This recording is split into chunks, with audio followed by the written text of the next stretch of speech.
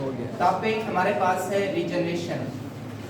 Regeneration जो होता है एक ऐसा प्रोसेस होता है, अगर चाहे वो प्लांट हो, चाहे एनिमल हो, चाहे इंसेक्ट्स हो, अगर उसके बॉडी का एक पार्ट कट हो जाए तो आपने देखा होगा कि वो बॉडी का पार्ट दोबारा क्या होता है, वो रीजनरेट होता है। आपको दीवार के ऊपर छिपकली नजर आती है और आप कोशिश करते हैं कि बड़ी बहादुरी के साथ उस छिपकली को मार देते हैं, और मारते हुए सिर्फ उसकी टेल कट होती है और कुछ अर्से के बाद उसकी टेल दोबारा क्या हो जाती है, आप देखते हैं। आप एक छोटा सा एक्सपेरिमेंट करें कि एक जो आपको जो छिपकली नजर आती है उसको आप एक कलर करते हैं, कोई परमानेंट कलर करते हैं। उस कलर करने के बाद आप उसकी टेल काट दें, कुछ अर्से के बाद देखेंगे उसी छिपकली की जो टेल होगी दोबारा क्या हो जाएगी, बन जाएगी। हम नाखून काटते हैं तो नाखून दोबारा जो होता है कुछ अर्से के बाद क्या हो जाते हैं, ये बन जाते हैं। तो ये जो प्रोसेस होता है जिसमें बॉडी के टूटे हुए पार्ट्स दोबारा बन जाते हैं, इस प्रोसेस को हम क्या कहते हैं, रीजनरेशन कहते हैं। तो डेफिनेशन बड़ी सिंपल मैंने यहाँ पे लिखी हुई है, the ability of an organism to recover its body part. एक जानदार के जो बॉडी पार्ट्स होते हैं दोबारा क्या हो जाता है, रिकवर हो जाते हैं, इसको हम क्या कहते हैं, रीजनरेशन। यहाँ पे कुछ एग्जांपल्स मैंने लिखी हुई है। स्पॉन्जेस के अंदर earthworm, lobster, starfish, lizards, animals and plants. तो ये कुछ ऐसे एनिमल्स होते हैं, कुछ ऐसे इंसेक्ट्स होते हैं जिसके अंदर क्या होती है, रीजनरेशन होती है। सबसे पहले हमारे पास होती है स्पॉन्जेस। स्पॉन्जेस होते हैं बहुत ही छोटे ऑर्गेनिजम्स होते हैं, और स्पॉन्जेस की ये एबिलिटी होती है कि अगर उसका कोई भी बॉडी पार्ट्स कट हो जाए तो वो तेजी से क्या करता है, ये ग्रो करता है। यानी इसमें आप कह सकते हैं कि जो रीजनरेशन की एबिलिटी होती है वो हाईएस्ट होती है, सबसे ज्यादा होती है। जितना ऑर्गेनिज्म छोटा होगा उसमें रीजनरेशन की एबिलिटी क्या होगी, उतना ज्यादा होगी। तो बहुत ही स्मॉल ऑर्गेनिज्म होता है और इसके अंदर जो रीजनरेशन की एबिलिटी होती है वो तेजी से, अगर कोई ऑर्गन इसका स्किप हो जाता है, कोई पार्ट इसका टूट जाता है, तो दोबारा वही पार्ट क्या होता है, ये बन जाता है। इसी तरह से अर्थवर्म, हमने चैप्टर नंबर 15 में एक्सक्रीशन इन अर्थवर्म, इस तरह का स्ट्रक्चर आपको याद होगा कि ये अर्थवर्म का स्ट्रक्चर हमने देखा था कि सेगमेंटेड बॉडी होती है इसमें, और ये आपने अर्थवर्म आपने जो है वो एक्सक्रीशन इन अर्थवर्म आपको याद होगा, चैप्टर नंबर 15 में हमने डिस्कस किया था। तो अर्थवर्म की एक बड़ी ही अच्छी खसूसियत होती है और वो ये होती है, अर्थवर्म का अगर आप सर कलम कर दो, इसका सर काट दो, इसका सर दोबारा बन जाता है।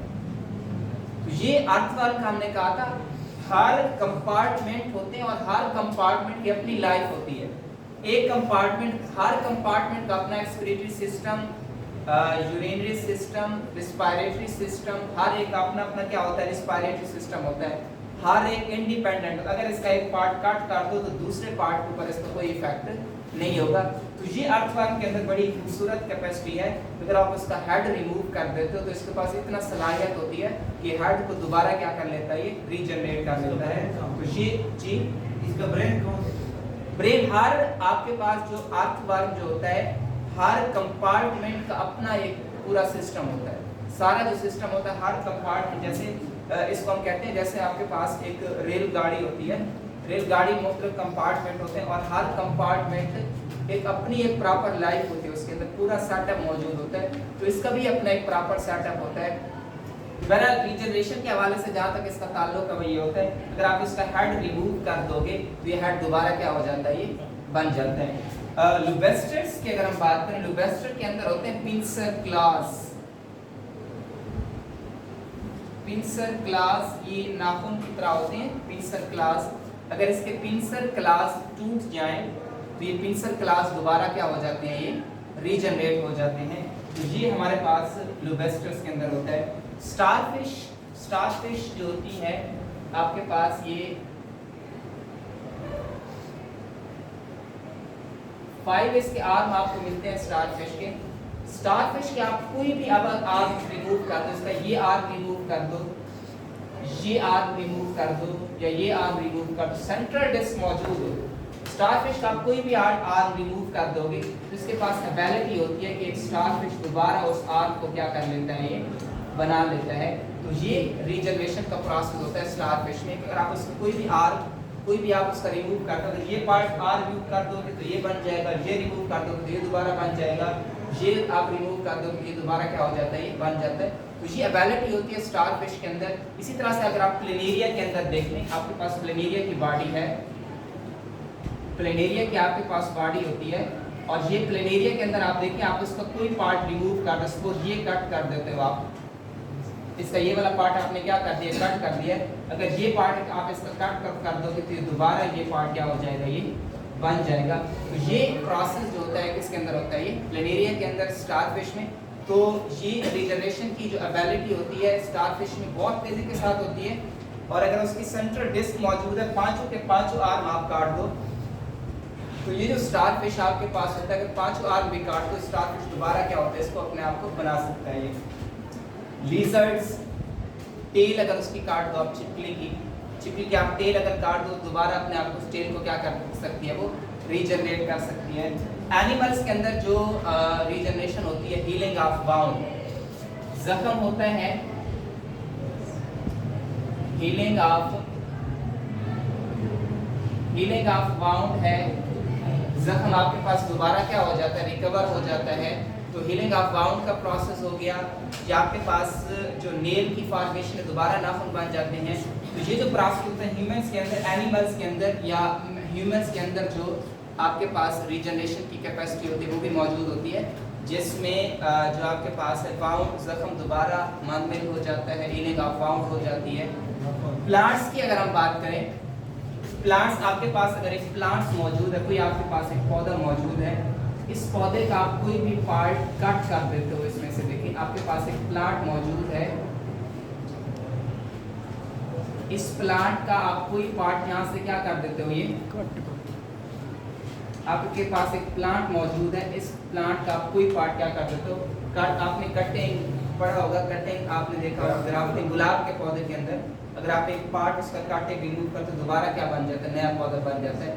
या आप दरख्तों की काट छांट करते हो, तो बस फिर उसके बाद दोबारा वो क्या हो जाते हैं, ये रीजनरेट हो जाते हैं दोबारा। अगर इसका पार्ट रिमूव कर दो, सपोज अगर ये पार्ट रिमूव कर दे, तो ये लीफ है, वैसे अगर आपके यहाँ पे ब्रांचेस हैं, इसको आपने रिमूव कर दिया, आपने इसको क्या कर देना, सपोज रिमूव कर देते हैं, तो कुछ अरसे के बाद यहाँ से आपके पास नई कॉम्पनी, नई जब इसकी सेकेंडरी ग्रोथ होगी, तो नई ब्रांचेस, नई कॉम्पनी यहाँ से क्या हो जाएंगी, बन जाएगी। तो ये रीजनरेशन का जो प्रोसेस होता है आपके पास प्लांट्स के अंदर भी होता है, जिसमें आपके पास न्यू सेल्स क्या हो जाते हैं, ये बन जाते हैं। प्रोसेस की तरफ आ जाए, ये तो कुछ एग्जांपल थी जो हमने देखी कि आपके पास रीजनरेशन का प्रोसेस एक्चुअली होता कैसे है।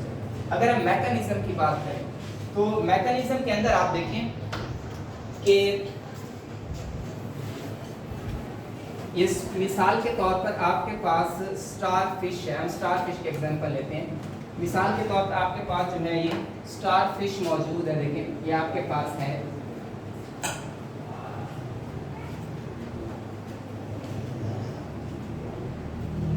ये आपके पास स्टार फिश मौजूद है।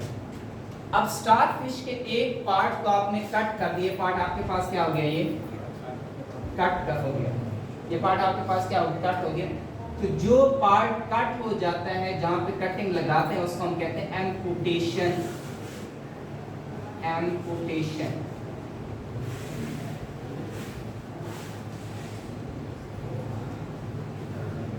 एम्पुटेशन जहां पे आपने कट लगाया है, उस पार्ट को हम क्या कहते हैं, एम्पुटेशन कहते हैं। उस कटिंग के साथ साथ इसके अंदर सेल्स मौजूद होते हैं, देखिए यहाँ पे आपके पास सेल्स मौजूद होते हैं, ये सेल्स मौजूद हैं, ये सेल्स मौजूद हैं, ये सेल्स क्या होते हैं, मौजूद होते हैं। और इन सेल्स को हम कहते हैं अनडिफरेंशिएटेड सेल्स। अनडिफरेंशिएटेड सेल्स, या इसको हम कहते हैं नियोप्लास्ट। क्या कहते हैं इसको, नियोप्लास्ट। नियोप्लास्ट सेल वो सेल्स होते हैं जिनका अभी तक पता नहीं होता कि इन आगे कौन सा सेल बनाना है। यानी ऑर्गेनिज्म के अंदर कुछ ऐसे सेल्स मौजूद होते हैं जिनके हमें किस्मत का नहीं पता होता, उनका नहीं पता होता आगे ये कौन से सेल्स बनाएंगे। तो ये न्यूक्लियस सेल्स क्या होते हैं, मौजूद होते हैं। अनडिफरेंशिएटेड सेल्स क्या होते हैं, मौजूद होते हैं।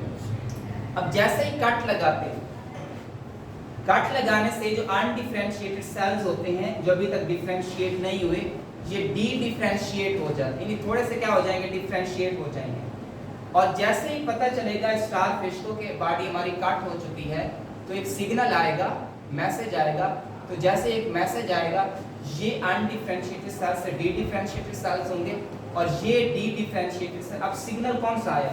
स्टार्च फिश के केस में सिग्नल आया कि अब आपने बनाना है यहाँ से आर बनाना है। क्या बनाना है? ये आर बनाना है। तो ये जो सेल्स होंगे डिवाइड होंगे और ये सेल्स डिवाइड होकर क्या बना देंगे? उसका आर्म्स बना देंगे। लिजर्ड के केस में वो टेल बना देंगे। ह्यूमन बॉडी के केस में वो हीलिंग आप बाउंड कर रहे हैं तो वो उसमें ऐसे सेल्स बना देंगे जिससे आपके पास जख्म क्या हो जाएगा? वो हीलिंग प्रोसेस का आपके पास वो क्या होगा? स्पीड अप हो जाएगा। इसी तरह से आपके पास अगर लुबेस्टर्स है तो उस केस में पिंसर क्लास बन जाएंगे। यानी बॉडी के अंदर न्यूप्लास्ट सेल्स मौजूद होते हैं, अनडिफरेंशिएटेड सेल्स मौजूद होते हैं और ये जो अनडिफरेंशिएटेड सेल्स होते हैं मूव करके उस जगह पे आ जाते हैं जहाँ पे आपने क्या लगाया होता है? वो कट लगाया होता है। और वो सेल्स जब यहाँ पे मूव करके यहाँ पे आती हैं तो ये आपके पास किस में तब्दील हो जाते हैं? ये स्पेशलाइज्ड सेल्स में तब्दील हो जाते हैं और वो आपके पास स्पेशल क्या बना देते हैं? ये स्ट्रक्चर। जो सा स्ट्रक्चर में बनना है, अगर आर्म का स्ट्रक्चर बनना है तो आर्म का स्ट्रक्चर बन जाता है, अगर पिंसर क्लास में बनना है तो पिंसर क्लास बन जाता है। तो ये इसके अंदर क्या होता है? मैकेनिज्म होता है। यानी कट लगाने, दोबारा इसको सुन लें, कट लगाने वाली जगह को हम कहते हैं एम्पुटेशन। उसके साथ न्यूरोब्लास्ट सेल्स या अनडिफरेंशिएटेड सेल्स हमारे पास क्या होते हैं? ये मौजूद होते हैं। ये अनडिफरेंशिएटेड सेल्स किस में तब्दील हो जाते हैं? लेस डिफरेंशिएटेड, डी डिफरेंशिएटेड, उसके बाद किस में तब्दील हो जाते हैं? डिफरेंशिएटेड में। और वो फिर वही स्ट्रक्चर बना देते हैं जिसका पार्ट, जो पार्ट क्या हो गया था? वो टूट गया था। जो पार्ट टूट गया था वही आपके पास स्ट्रक्चर क्या कर देंगे? इसको बना देंगे। तो ये आप आसान से टॉपिक है, इसको देखें। बाकी कल इंशाल्लाह हम नेक्स्ट टॉपिक डिस्कस करेंगे।